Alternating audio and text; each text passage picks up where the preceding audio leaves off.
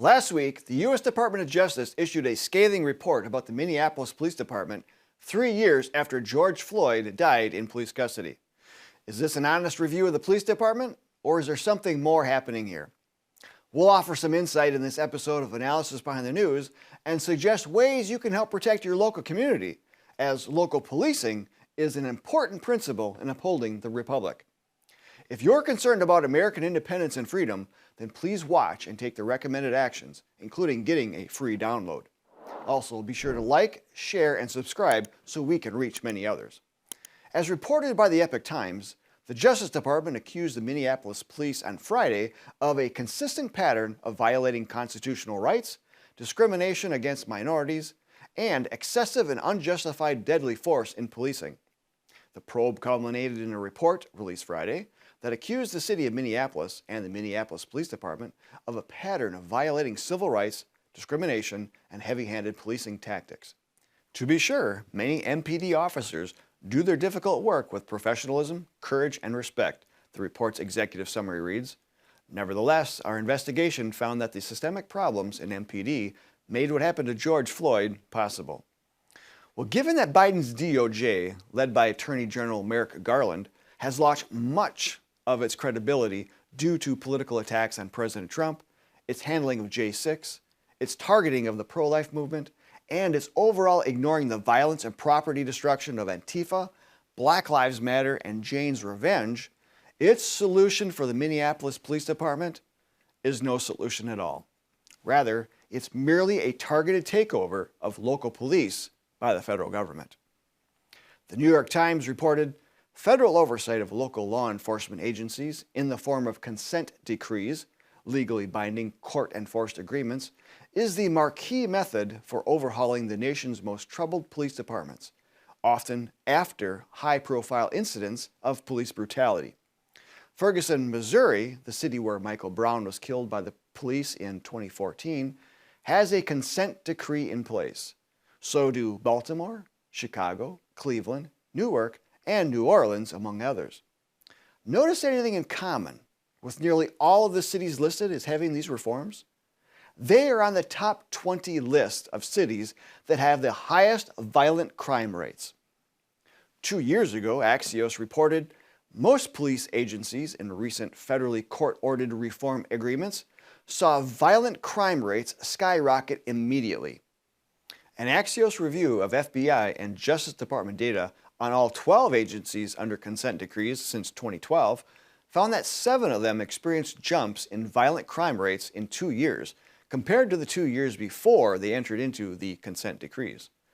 The rise in crime was a reason why consent decrees were scrapped during the Trump administration. As The Guardian reported in 2020, as a result, law enforcement agencies that practice racial profiling, use excessive force, and other forms of unconstitutional policing are now free from federal oversight. Federal oversight. Those 2 words entirely describe what is wrong with law enforcement today. Yet, this is nothing new. Let me read to you a few paragraphs from the November 1976 issue of American Opinion, the predecessor of the New American, which the John Birch Society publishes. Gary Allen wrote, as Professor Cleon Skousen, former aide to the late FBI Director J. Edgar Hoover, has observed, the genius of the American founders was their shrewd concern for the future. Our forebears were not willing to trade away long-range freedom for short-term solutions to problems. That is why the Constitution reserves police power to state and local governments. Thomas Jefferson warned that when all governments shall be drawn to Washington as the center of power, it will become venal and oppressive. You don't have to have a PhD in history to realize that every dictator, regardless of his ideology, must federalize and control the local police. Director J. Edgar Hoover long ago warned that wherever communists have been able to exercise any measure of control, their first step has been to hamstring and incapacitate law enforcement. Since tyranny is impossible without a nationally centralized constabulary, American wise men have always counseled against federal involvement in the functions of local police. If history is any guide, tyranny is inevitable once control of the police has been nationally centralized. For many decades, federal efforts have been launched to garner more control over local police. Where that has failed, organized leftists have made progress on establishing unaccountable bureaucracy in local communities that serve to restrict the abilities of the police. In the 1960s and 1970s, these were called civilian review boards. Mr. Robert Welch, founder of the John Birch Society, wrote in the May 1966 JBS Bulletin, "Every communist is taught, whether engaged in a riot or any other crime, to shout police brutality on every possible occasion." And the civilian review boards are set up by comp simps, communist sympathizers, or their liberal dupes and allies to use every such claim as brutally as possible to harass, demoralize, and frighten local police forces into a frozen hesitation about performing their proper duties. We again urge that our members and our Support Your Local Police committees oppose the formation or the maintenance of civilian police review boards or any similar groups under whatever name as actively and effectively as they can. These boards and other related commissions by different names are responsible for making the job of enforcing the law much more difficult. Add to that a corrupt judicial system that favors criminals, and the situation is ripe for rising crime and for calls from residents to just do something. Yet, with the pressure from above, coming from the Department of Justice, and the pressure from below, from locally organized community agitators, the focus isn't necessarily on the crime, but on the civil rights of criminals. These leftists are spectacular at pivoting the discussion away from the war that they wage on police, and in turn local residents, to a non-issue of what they deem unconstitutional policing.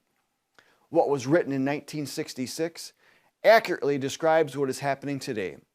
Mr. Welch further wrote, "We do not have room to illustrate further, but the fact is that the movement to discredit, demoralize, and supplant local police officers and local law enforcement bodies by agents of the federal government is continuing and increasing.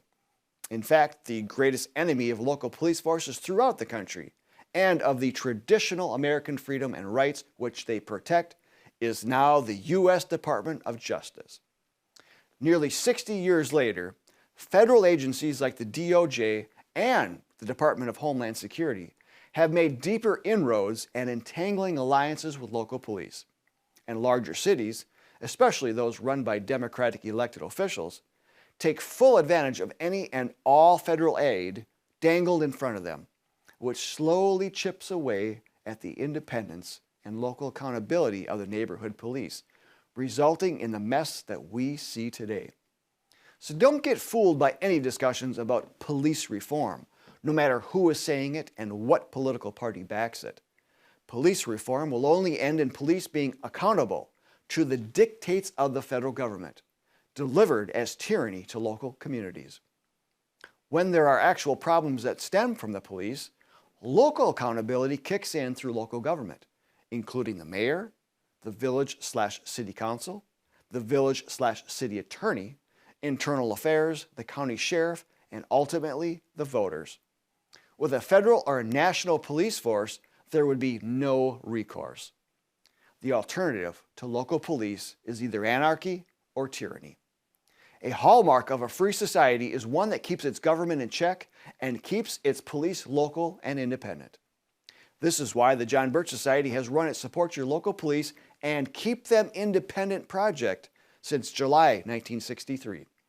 There are forces organized against your freedom, and JBS members all across this country are organized to stop them and to protect your God-given rights, freedom, and independence. Learn more about our action project and about opportunities in your area to get involved. All links are in the video description, including a link to a free download of our Support Your Local Police booklet. I'm Bill Hahn for the John Birch Society. Until next time, learn more, take action, and get involved, Patriots.